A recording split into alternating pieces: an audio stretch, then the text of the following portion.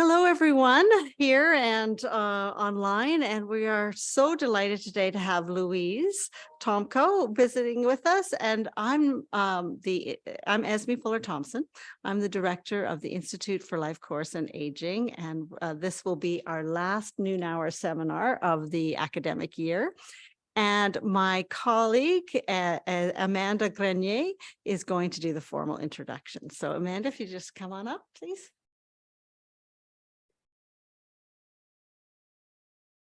Okay. Hi, everyone. Online, we have a couple of people here in person, and we are delighted to introduce today Dr. Louise Tomkow. And so Louise and I know each other from Manchester. She's been working with the National Institutes for Health Research there, and she's an academic clinical lecturer. So she runs both the has both an academic and a clinical appointment at the University of Manchester and Salford Royal Hospital. And the funding for her to come to the University of Toronto is through the international strategy plan between Manchester, Toronto, and the University of Melbourne. And so we'll be meeting today afterwards and talking about some of our work. I can see that everyone's online now, are they? You can see, it's difficult to see on this side. So I will now turn the floor over to Louise to talk about frailty in the context of COVID-19. Welcome. Thank you. Thank you so much for having me. I'm very excited to be here. Thanks for inviting me and for hosting me. I'm really looking forward to sharing my work today. I haven't done many of these hybrid or sort of mixed online in-person events, but if anybody has any questions at any point, please do stop and ask. I'd like this to be informal and discursive. If you have anything you want me to clarify, please do so. I'm going to talk about a paper that myself and two colleagues wrote and published over the past couple of years, actually. And we titled it Frailty Goes Viral, so a bit of a play on words, referring to both how frailty is becoming quite dominant as a concept, but also how it was used in the pandemic, particularly around making care decisions for older people in the UK about who did and who didn't receive critical care. So I thought I'd tell you a little bit about myself before I got started. I now can't move the slides, one sec. Bear with me. So here is a highly attractive selfie that I took during a night shift during the pandemic. So half of my time I spend undertaking clinical work, as Amanda says, at my local hospital, which is Salford Royal Hospital in one of the boroughs of Manchester. And then the other half of my time I spend doing research at the University of Manchester. My work has a strong interest in health inequalities and underserved populations. My PhD, which I completed in 2019, looked at older asylum seekers and refugees. And I also work with medical advocacy organisations such as Freedom from Torture, really doing activist and advocacy work for people who have had trouble living in the UK and with their right to live in the UK and how that impacts health. I thought I'd also give a bit of an overview of Manchester in and of itself, being a visitor to Toronto. So Manchester has got quite a radical leftist history. And that goes back over the last couple of centuries. In 1833, in Rochdale, the cooperative movement was founded. In 1845, Engels and Marx spent time in Manchester and undertook research in the city, and the social conditions there informed their seminal text, and Engels' seminal text, The Conditions of the Working Class. So that was based on his experiences in Salford, which is where I work now. Fast forward a couple of years, 1902, the Mancunian Emmeline Pankhurst founded the Women's Social and Political Union, later known as the Suffragettes. And then in 1948, the first ever National Health Service NHS hospital was opened in Manchester, which is Park Hospital, now called Trafford General, where I worked while I was doing my PhD.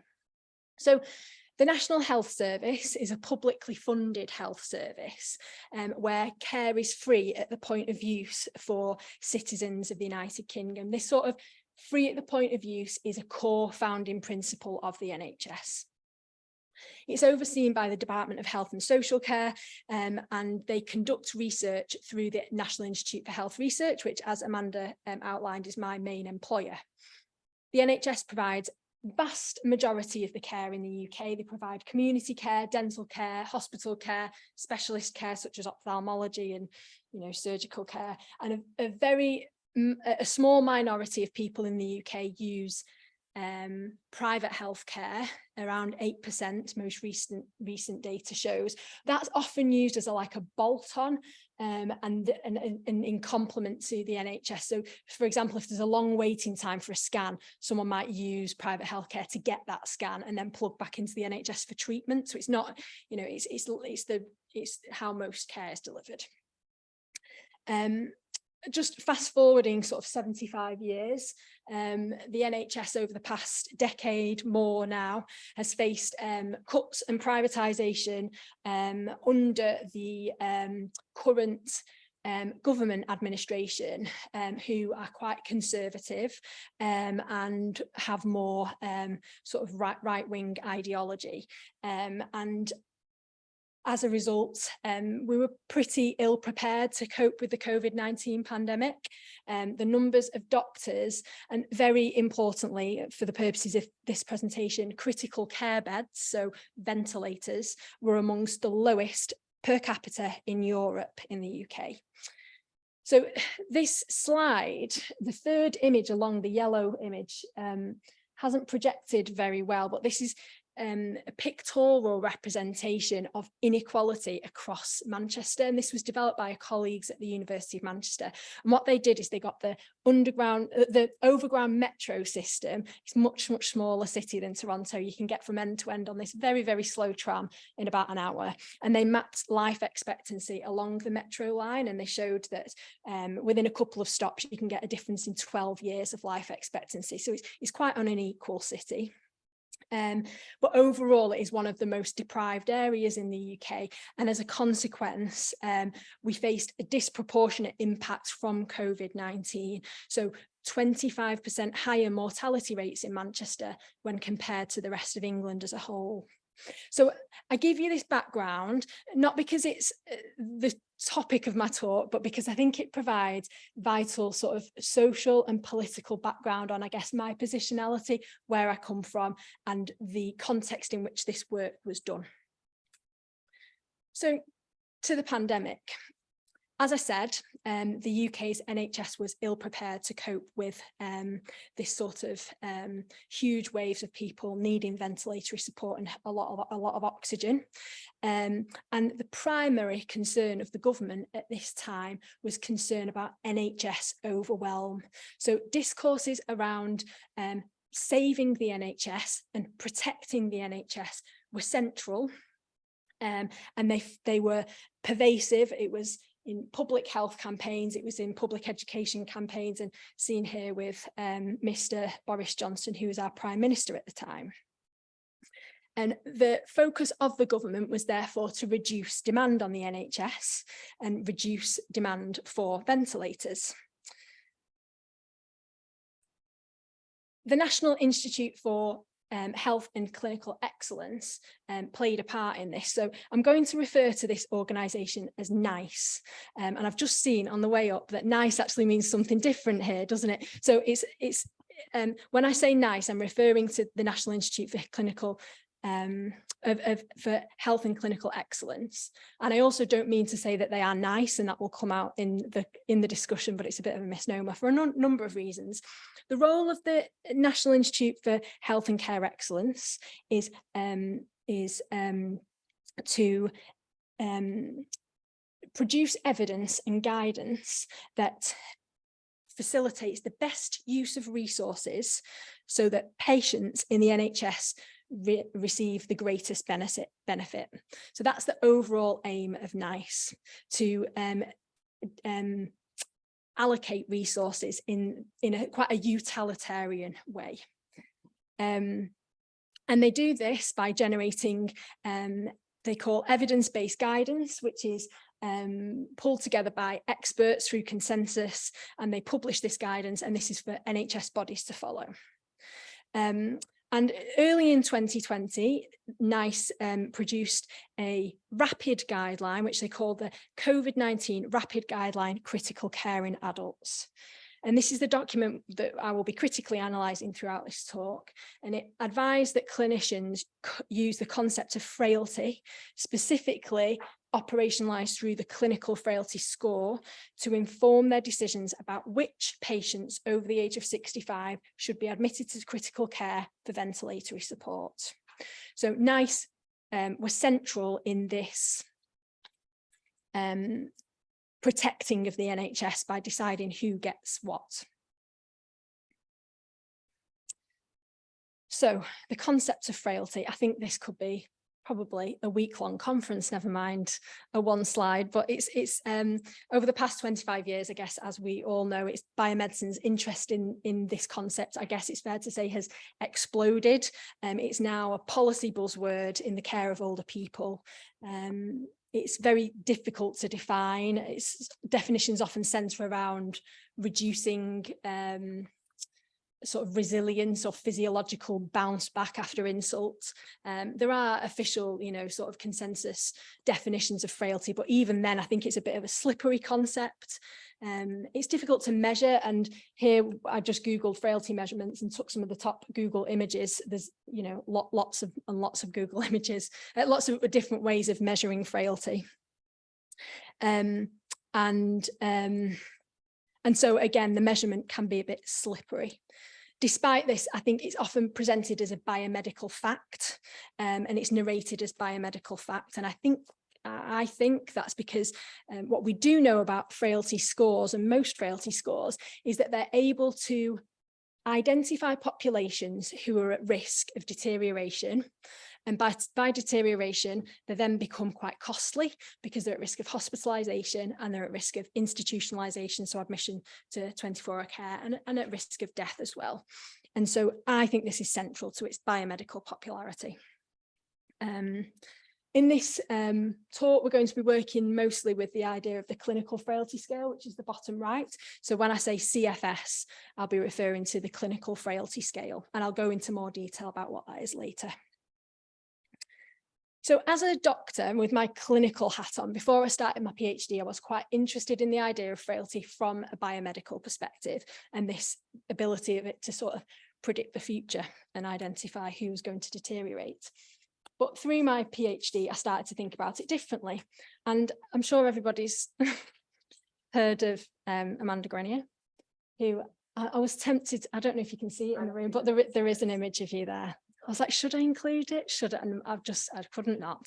So really, Amanda's work started me thinking about frailty in a different way. And I think if I had to condense it down into one bit of work that she did, it was in 2007 paper referring to frailty as a dividing practice. And that set me on a bit of a trajectory with frailty. And following that, I thought about how frailty might be understood as a form of biopower. Again, I think this could be a whole day's workshop, never mind a short presentation, but biopower is a Foucauldian idea, and biopower asks us to think about how we take life processes of points of management and how we exert power on them. So I did a piece of work that thought about frailty as a biopower and how the concept of frailty facilitates the knowledge of life processes, how frailty uses power relations that take human beings as objects, and how frailty encourages and employs subjectification, which is where individuals work on themselves. And that paper is available if you would like me to send you references. Please do shout out. And so I guess I took this idea and ran with it when I was doing my PhD, but then when the pandemic started, like many clinicians, I dropped my academic commitments and focused full time on clinical work. So we were put onto like an emergency rota to respond to the high caseload. And we basically, I was working in like a medical high care unit, and I was working on medical wards with older people, and I was seeing this play out firsthand, informed by that analysis. And I saw how frailty was being used to make these decisions and thought, you know, I could write about that, but I think actually it needs a more robust piece of academic work for me to be able to properly comment on this. And so that led me to the question of how is the concept of frailty being used to protect the NHS?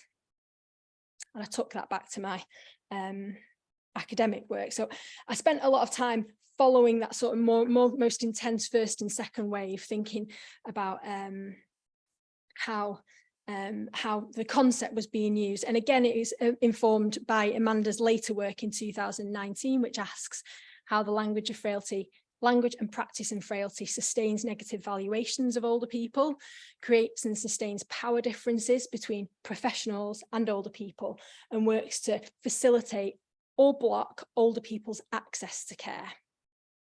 So what we did is we did a critical discourse analysis of those NICE guidelines. So the guidelines are available online, and they get replaced by more up-to-date guidelines, but they are archived, so you can go back and have a look at them. And it consists of a body of text and then an infographic flowchart. And then there was a link to an accompanying website, which showed, again, had more information about using the clinical frailty scale, but then also had 4 videos with healthcare professionals, which were very, very interesting. So the healthcare professionals were all different grades, all different seniorities. They tend to work in the emergency department or in intensive care. They appeared in uniform with an interviewer off camera, and they were asked about their own experiences of using the CFS, the clinical frailty scale. They were asked about what they think about the value of the CFS and how does the CFS impact their decision making. And this was presented under the heading of top tips to help you use the CFS, so they're aimed at healthcare professionals. The interviews appeared to be unscripted and lasted between 1 to 6 minutes. So we downloaded the guidance, we downloaded the videos, we transcribed them, and then we analysed them, and we focused on how this material presented an insertion of history into text and text into history. And again, using biopower as a theoretical framework, we thought about how frailty might emerge in this as a way of facilitating knowledge of life processes, what they said about power relations, and what they said about how individuals are encouraged to work on themselves. And we organised our findings around 3 key themes. I'll go on to talk about our findings now.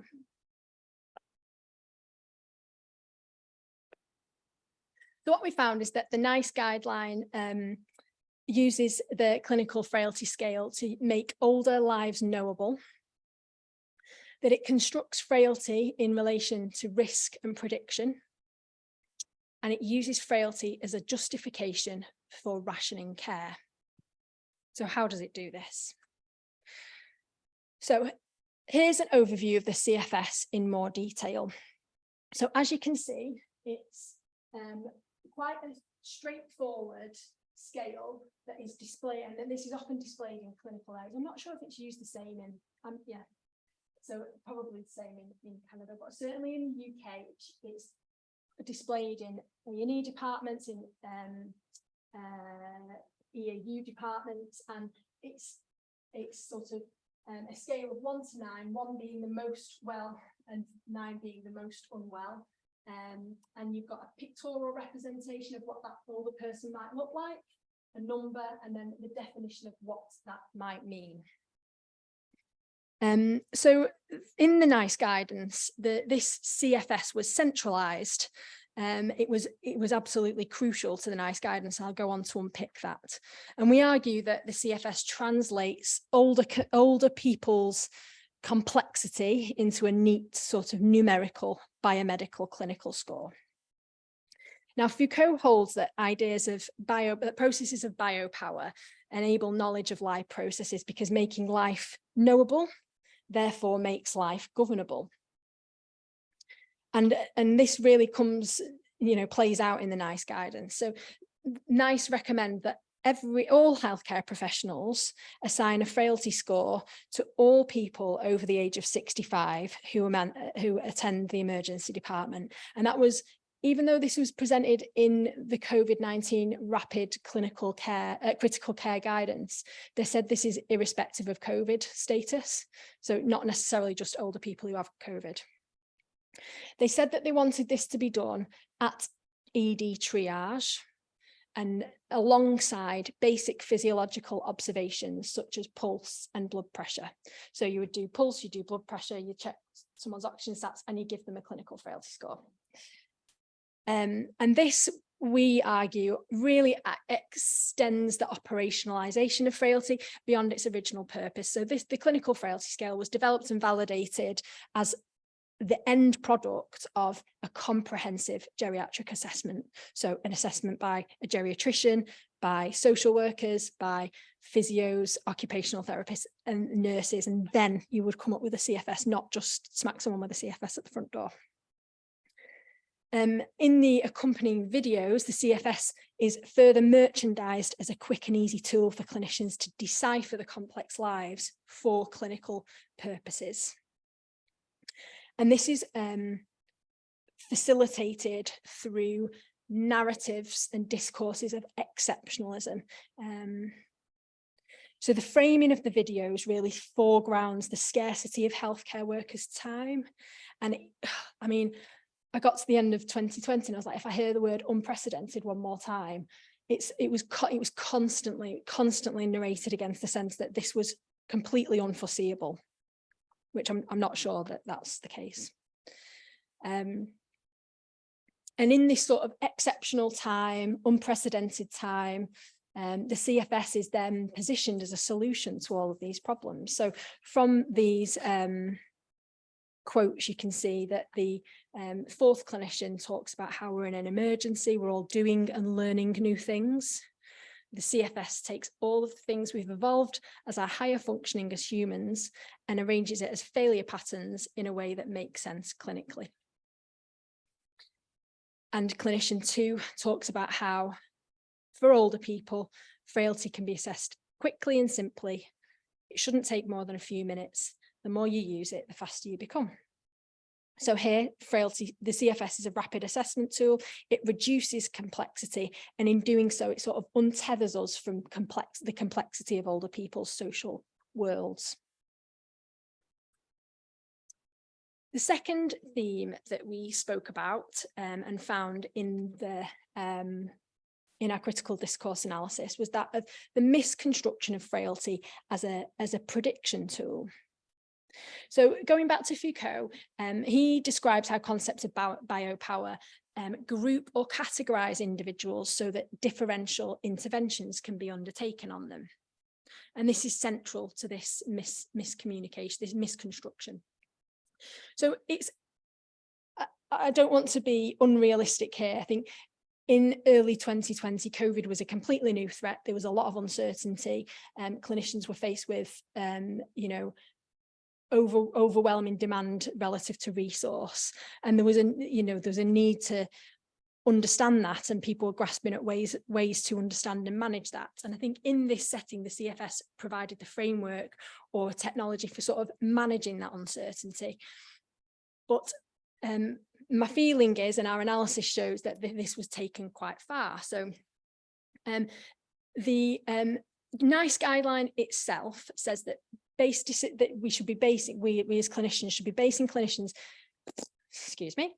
basing decisions of admission around critical care on the likelihood of recovery, and taking into account the likelihood that people will recover from their critical care admission, which is absolutely appropriate. Okay, but then in the accompanying text, the Specialist Clinical Frailty Network says that the CFS is a reliable predictor of outcomes in the urgent care context, which is problematic. And then in the accompanying videos, the healthcare professional says that if your frailty score is 6, you'll have a 6 to 7% chance of dying in the next 10 days in the hospital. If your CFS is 7, then you've got an 11 to 12% chance of dying the next 10 days in the hospital. and all 7s a 50% chance of dying within the next year. So this positioning of frailty as a predictive tool is highly problematic, and for a number of reasons. The first is that it overlooks the any sort of heterogeneous nature of groups of people with the same frailty score. So within the group of people who have a frailty score of 6, there'll be a huge variation of actual risk. And statistically, I felt that this was spurious and that something was a bit off here, but I'm not a statistician. So in the paper, we brought a statistician in to help us better unpick why this was problematic. And he talks about how this is a misinterpretation of aggregate level data and individual risk level data. So in other words, as a group of people with a CFS of 7 may well have a risk of dying of 11% in the next 10 days or 12 months, whatever. But it doesn't mean that every single person in that group has a risk of dying of 11%. And actually, that is based on lots of different clinical factors, including how severe your COVID is, what other medical problems you have, how old you are. All of these things are important. And importantly, what treatment you receive is also a strong determinant of whether or not you survive. And why? So, but why is this a problem? Why should we be attentive to this? Well, by misrepresenting aggregate level data and individual level data, you discursively merge individual and group risk, and you collectivize, in Foucauldian sense, you collectivize health. And that allows people with a CFS of 7 to be sort of grouped together and subject to different medical treatment than younger people, or different medical treatment than those with a different CFS score. So that's why it's important for the individuals receiving treatment, but also it's important in a broader sense, because by positioning frailty as a predictive tool, it overstates its power and it gives it a really ill-deserved sense of biomedical legitimacy. It sort of consolidates our fixation on frailty at the expense of other things. So there might be a sense of, well, they've got a CFS of 7, there's absolutely no point doing anything because they've got a 10% chance of dying, or so it facilitates that sort of those ageist approaches, and it propagates the dominance of frailty as a concept. So the third and final theme that we identified in our data analysis was how frailty is used as a foundation, as a strategy for intervention. I think I've been leading to this point throughout, but essentially what I'm going to talk about now is how is CFS used to decide which treatment people get and which treatment they don't. So processes of biopower are said to sort of categorize populations so that strategies for intervention can be undertaken on them. And I'm going to show you a screen grab now of the NICE guidance, and this treatment algorithm was central to the NICE guidance, and I'll walk you through the first couple of stages. So an older adult is admitted to hospital in the blue dot here. And this is at the beginning of the COVID, the pandemic. The first step in that patient's care is assess frailty. This was new at the time. This hadn't been, wasn't a normative approach to it. And then you can see, and it's illustrated quite nicely on this infographic, how based on that frailty score, the treatment pathways are completely divergent. So if you have a CFS of less than 5, you go down the right hand side of the algorithm, and if you have it a CFS of 5 or over, then you go down the left hand side of the algorithm. And there are differences. You could spend quite a lot of time unpicking this. There are differences. It was accompanied by the text as well, but there are differences in both what treatments and what treatment approaches are offered to people based on the CFS. And then also where treatment is given. So on the left-hand side, those with a CFS of 5 or more, the advice was to manage them outside of critical care. You can see that here. On the right-hand side, very interestingly, less frail based on assessment, for example, CFS under 5 and would like critical care treatment. Compared with the left-hand side, there's no room for the older, frailer people to be asked about their care preferences. So there's things about, you know, people's voice and involvement in care as well. So lots of different ways in which those two treatment pathways diverge. And you'll see on the left-hand side, end of life care is an algorithmic option for older people with a CFS of 5 or more, but not at all on the right-hand side, which is, I mean, obviously people with a lower CFS will have been offered end of life care and vice versa, but for me, it's a crude illustration of what was happening in clinical practice. And I guess this assessing frailty at the front door, going back to the first theme, then becomes a highly consequential act. And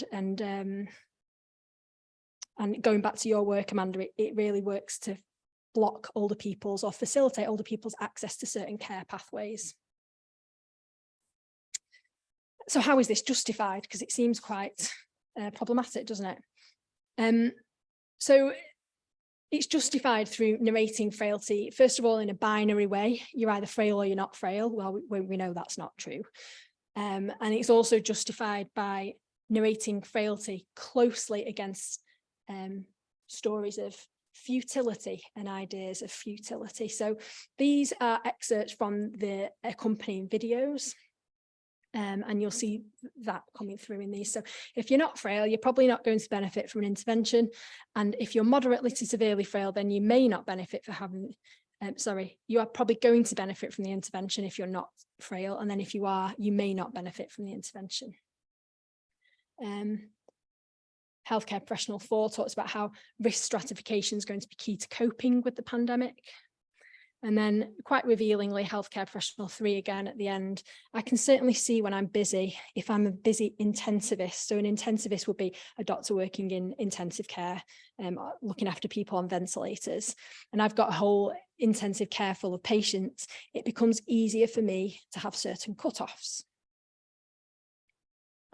So through this, the discourse on frailty is binary. People are either frail or not frail and benefit or not benefit from invasive treatment accordingly. And this is really important in the context of a pandemic where resource demand is high and a resource, you know, the actual resources that we have would deplete. And sort of making these inferences about futility allows frailty to be used as a way of rationing care in a medically legitimate way. A stratification provides a medical and therefore legitimate framework on which we operate. And going back again to Foucauldian thinking, that allows the health of the individual to be subordinate to the health of the collective. So just wrapping it up now. So our Foucauldian analysis explored how care rationing was justified and therefore operationalised. And I think to summarise, we found this concerning for a number of reasons. First was that staff were opaquely enrolled in care rationing. So people at the front door, triage nurses and such were brought into those, you know, what's the word I'm looking for? I think I'll stick with instrumentalized in that sort of process, possibly without fully understanding the consequences of allocating a CFS. There's good research to show that rapid assessments of frailty can overestimate the degree of frailty, and it's also makes frailty assessments problematic in that people who can't present themselves in certain ways to healthcare providers will be judged as being more frail. So certain populations might be thought to be more frail. And I think the Foucauldian aspect of the analysis really pits what was happening here in the everyday work of healthcare against the broader sociological phenomenon at the time, which is that the resource scarcity was the result of ideologically driven cuts and privatisation of the National Healthcare Service. And what the CFS does is allow that to be overlooked and obfuscated. And in fact, the risk and responsibility of these decisions was shifted away from politicians towards the clinicians who are making these decisions. And something I think, again, which is very interesting, but haven't had time to fully dive into today, is how the CFS can reinforce socioeconomic gradients in health. So we know that poorer people have higher frailty scores at younger ages. If you then give people with higher frailty scores less care or less invasive care, then it might increase that gap between the poorest who have the poorest health and the wealthiest who have the best health. And the other thing is that cohorting people into different treatment options and then measuring the outcomes, frailty then acts as a self-fulfilling prophecy. It sort of makes those differences concrete, and it shapes the outcomes that it says that it can predict. And that was certainly evident through a lot of the biomedical literature. So I'll finish by just covering some limitations, because I think it's important to state that the data that we focused on, and certainly the data that I focused on in this presentation, were the contentious areas, the areas that were in tension with normal clinical practice before the pandemic. And this is important to understand so as not to sort of overstate the findings. The people who are being interviewed as part of the videos will be highly vulnerable to social desirability bias. So they're being interviewed at a very tricky time and being led with questions from someone from NICE who wants them to say about how great the CFS is. And I think what I don't want to do is critique the decisions made by healthcare professionals in what was a very difficult time to be working in hospitals. I think the efforts of UK and obviously global healthcare staff, but are widely recognised. This isn't meant to take aim at individuals. It's more to draw attention to the ways in which concepts can be used in times of difficulty. And I think, you know, good intentions can be sort of blinkered. Well, good intentions can sort of blinker comprehensive analyses of uncertain, of difficult situations with uncertain outcomes, and that basically working in those pressurized environments might mean that the CFS guidance was more readily consumed. People are grasping at, what can I do? What do I know? And I think there's a lot more academic work research work to be done about how we interact with guidelines in times of exceptional times, and how this is influenced by social and political processes. Great, I think my voice is nearly dried out, so I'm going to stop there. The paper is available from Critical Public Health, and yeah, finish with some images of how well supported the NHS was. I also didn't want to take aim at the NHS as a concept or in and of itself, but I think it definitely needs increased attention in terms of resources and investment. And yeah, very interested to talk about how things played out here, take any questions, open it up for discussion.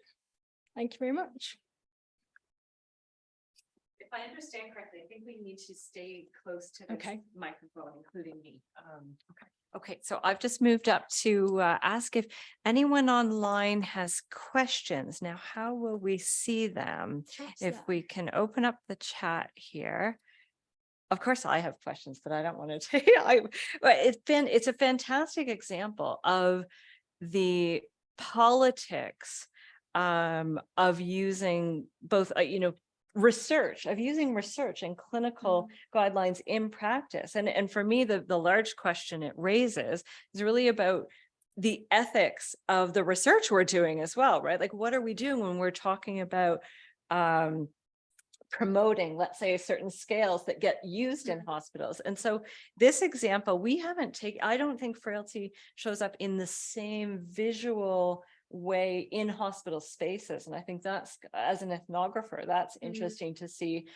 How did that even happen, right? Was it through the promotion of researchers, or through, like, where did that powerful force come from?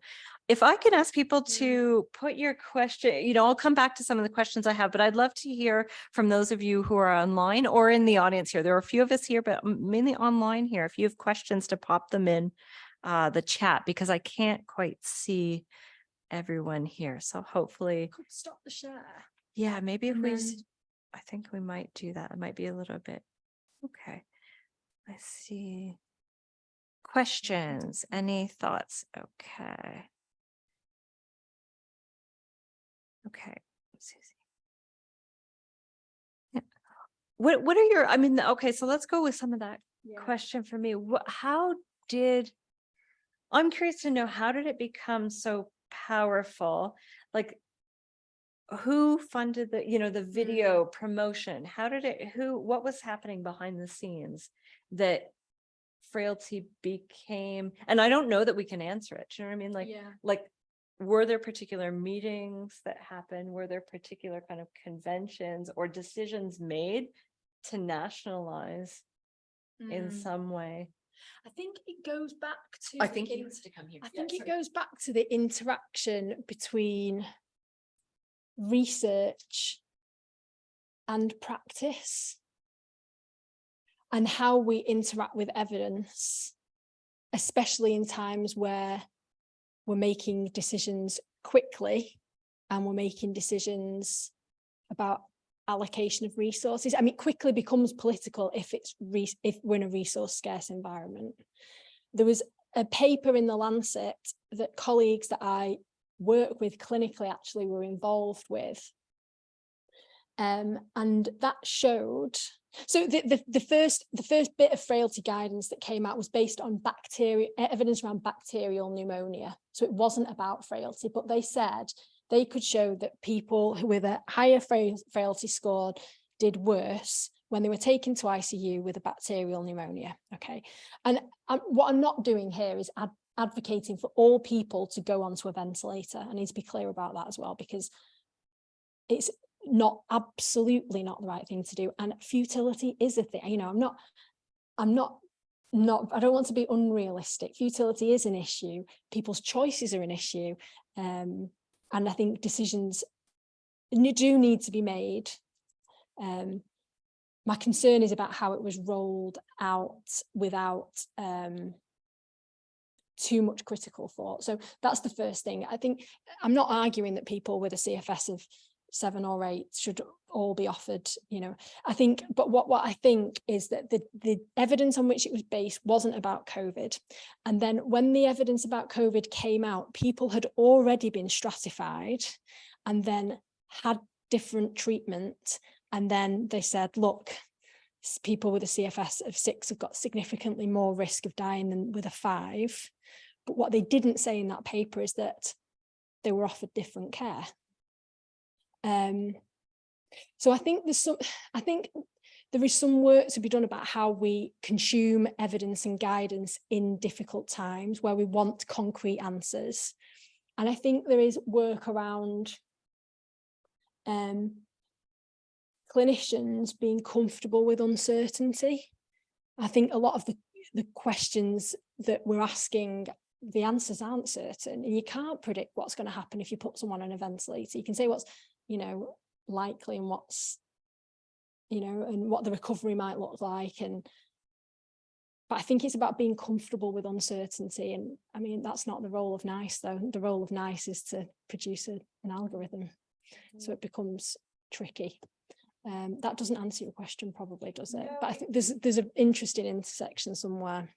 No, I think there's so much in this. It's a really good example. I'll turn over to the audience. Yeah.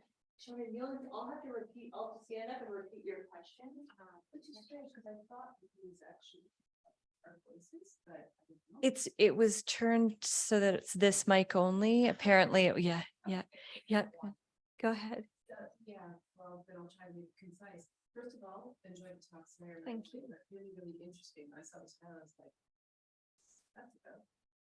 So I'm wondering, because like I think you raised, maybe I should come up and say, 'cause I'm going Yeah. down. Oh, what can we do that? Okay, can you, okay, now it should be in the room now if we switch it. Can Will you- someone online give us a sign if, Yeah, can you hear me if I'm back here?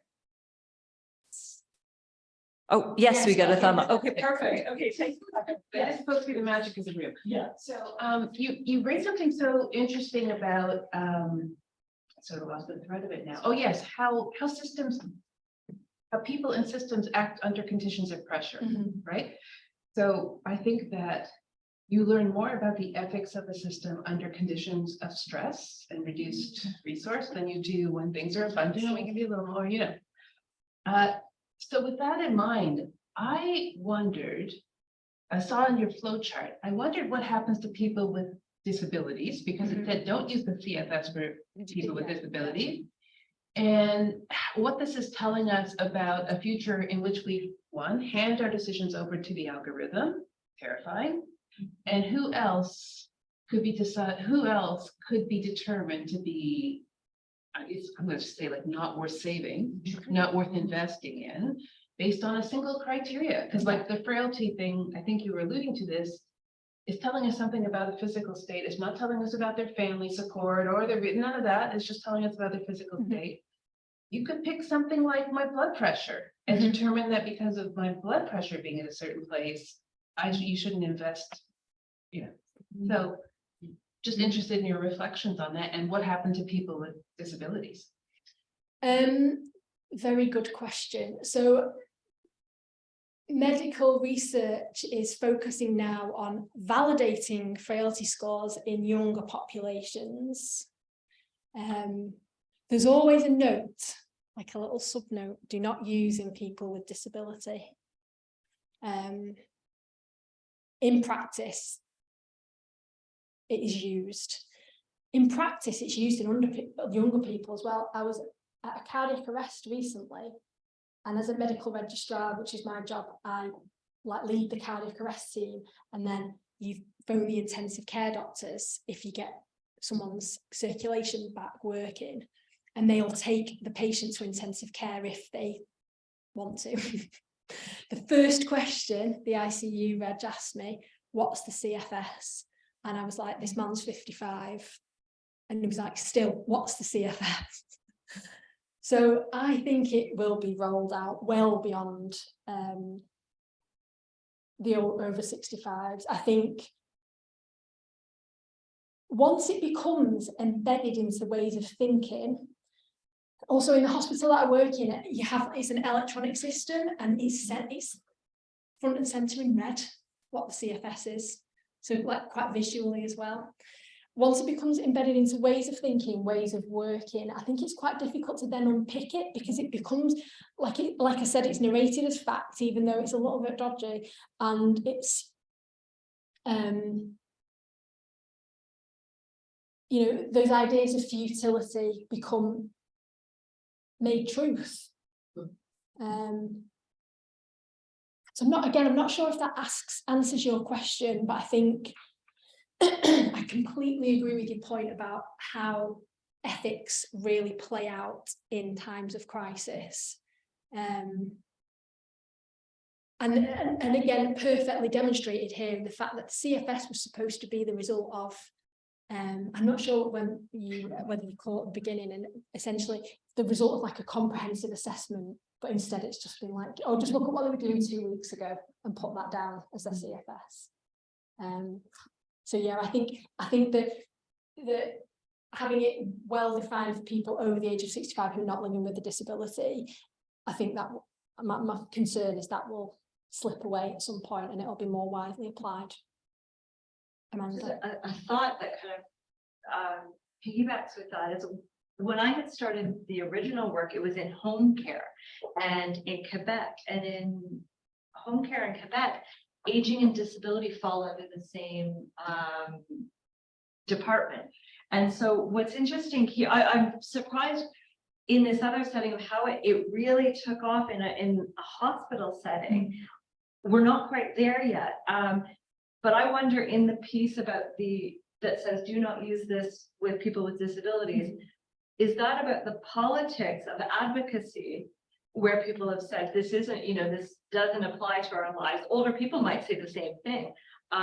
Or is it that it wasn't tested in the original instrument? You know what I mean? So if we trace it back, is that research advice or guidelines of where it's to be used, again, about a different politic, or about the point that you were making about the use of statistics, the statistics? Is it saying that the evidence and the method can't actually be used for this? So it's, you could keep kind of turning it in on itself. It's a really good example. It's really interesting. I think the politics around disability in the UK, I think there is a lot stronger advocacy for people who are living with disability than there is for older people in general. And I think there was a strong, there were issues, and another piece of work I've done was around DNA CPR decision making. Is that the terminology used here? As well, and in the UK there were some examples of blanket DNA CPR decision making. So people with a CFS of over 5 were issued with a DNA CPR without discussion with their family or with themselves. And I think there were similar issues happened with people who were living with disability in the UK as well. I think there was more resistance to it for people living with disability than there was for older people. But that sort of competition around that is just a race to the bottom, isn't it? It's not the way to go. But whether there's something, again, in thinking about it from an activist lens, whether there's something that could be done in the collective, thinking about resisting that and work around that could be done without taking away from either group. Sorry. I just wondered, my question's around advocacy, and I just wondered if the role of family members or another person, that you said somewhere that the access to certain care pathways wasn't available for someone they couldn't articulate. But if someone could articulate on their behalf and sort of argue against being scored, did you observe any difference in having a person to advocate while this other individual is extremely sick? I'm trying to think back. So the evidence that I describe is from the literature that people who don't self-present, that people who are less able to self-present in a way that is comprehensible to clinicians are given lower frailty scores. So someone, for example, who might have had a stroke 6 months ago and can't speak, but is able to do everything, be completely independent in the community. If they then pitch up to hospital, they're not able to present, they would be given a frailty score that's higher than someone who is equally as frail but not able to, but is able to articulate it. And so that's evidence from the literature. From practice, again, this is going to be anecdotal, so taken with, but I think if you have got someone fighting in your corner, it makes a massive difference. And I think the ways in which stories of social conditions and social function and therefore frailty are told is really important. So I think if you have someone who has got a relative who will say, look, no, 2 weeks ago they were going and doing the shopping on their own. Humanized, But also it's the way you tell a story, and it's this again. It sounds, but then if you've got someone who you can plug into on the medical side, so someone outside of critical care, like a geriatrician, who can actually this person should be offered critical care because they weren't, and they've got a reasonable chance of, and they want it, and this is treatment that we should offer. Then if you've got someone advocating for you within the system, that's where really I think your power as a patient goes up, because, but getting all of those ducks in a row is much more likely for someone in certain social conditions than others, and that's why frailty is really problematic as well, from like an inequalities perspective. And there was that piece in the failures of state book, right, when they were talking about frailty and hospital admissions, where it goes to your argument that in a sense of COVID, because caregivers couldn't be there, and so then that would actually lend strength to this, that you didn't have the caregiver to be able to say anything, right? Yeah, yeah, definitely. I realize we're probably coming up at time. Any they questions can- Yeah, they online? can hear me. They can hear me. Any further questions online? And those of us who are in person, we can continue and we'll get some lunch. There's no questions on the chat. I don't Okay, think. perfect. So what I'll do, let me come up and. So thank you to those of you who've joined online. Thank you very much. And oh, some clapping there. And in person. And the Institute does keep these recorded and online, and so there can be further discussions from there. Do reach out if you have further any questions or thoughts after. And thank you very much. Thank you, Louise. And I look forward to speaking with you further over your visit. Wants to meet for coffee over the next couple of days. I'm here. So Excellent. next